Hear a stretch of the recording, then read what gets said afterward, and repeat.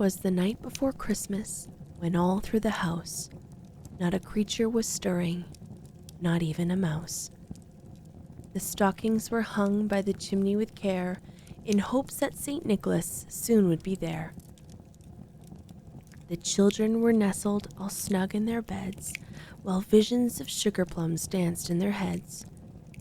And Mama in her kerchief, and I in my cap, had just settled down for a long winter's nap. When out on the lawn there arose such a clatter, I sprang from my bed to see what was the matter. Away to the window I flew like a flash, tore open the shutters and threw up the sash. To the moon on the breast of the new-fallen snow gave the luster of midday to objects below, when what to my wondering eyes should appear but a miniature sleigh and 8 tiny reindeer.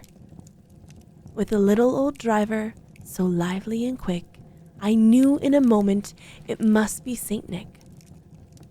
More rapid than eagles, his coursers they came, and he whistled and shouted and called them by name. Now Dasher, now Dancer, now Prancer and Vixen, on Comet, on Cupid, on Donner and Blitzen.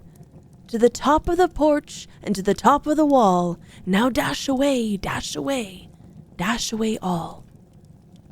As dry leaves that before the wild hurricane fly, when they meet with an obstacle mount to the sky, so up to the housetop the coursers they flew, with the sleigh full of toys and St. Nicholas too.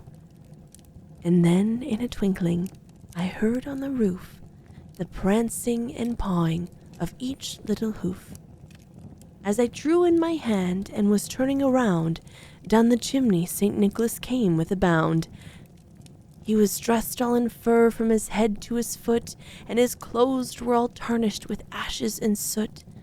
A bundle of toys he had flung on his back, and he looked like a peddler just opening his pack. His eyes, how they twinkled, his dimples, how merry. His cheeks were like roses, his nose like a cherry. His droll little mouth was drawn up like a bow, and the beard on his chin was as white as the snow. The stump of a pipe he held tight in his teeth, and the smoke it encircled his head like a wreath. He had a broad face and a little round belly that shook when he laughed like a bowl full of jelly. He was chubby and plump, a right jolly old elf, and I laughed when I saw him, in spite of myself. A wink of his eye and a twist of his head soon gave me to know I had nothing to dread. He spoke not a word, but went straight to his work, and filled all the stockings, then turned with a jerk, and laying his finger aside of his nose, and giving a nod, up the chimney he rose. He sprang to his sleigh, to his team gave a whistle, and away they flew like the down of a thistle.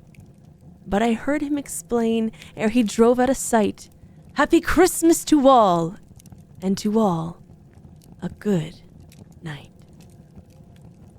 Merry Christmas, everyone.